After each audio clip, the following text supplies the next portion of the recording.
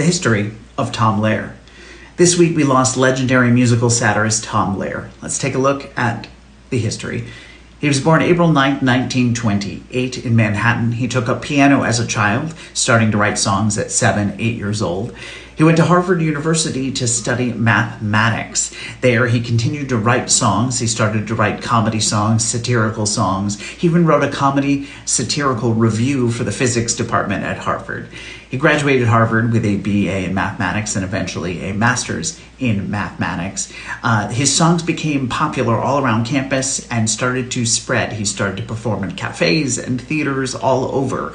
And then in 1953, his friends urged him to record his songs, so he recorded his first album, Songs by Tom Lehrer.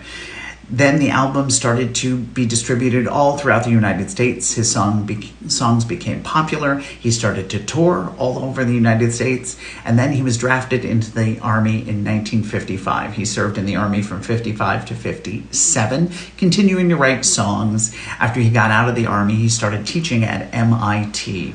He continued to write songs, continued to tour while he was teaching at MIT. In 1959, he decided to write a second album, which featured many of his big hits, like Poisoning Pigeons in the Park and the Masochism Tango. In 1960, he decided to step back and retire from writing and touring altogether to focus on teaching.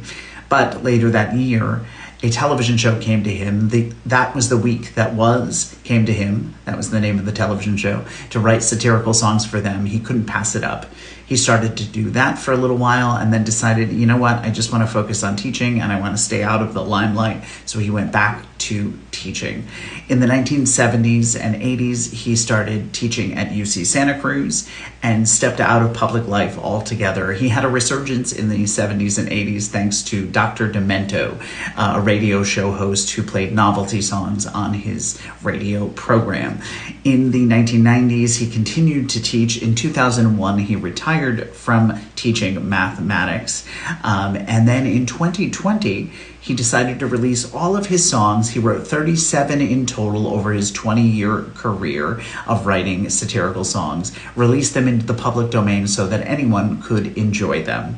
And sadly, last week, we lost him at age 97. So that is the history of Tom Lehrer.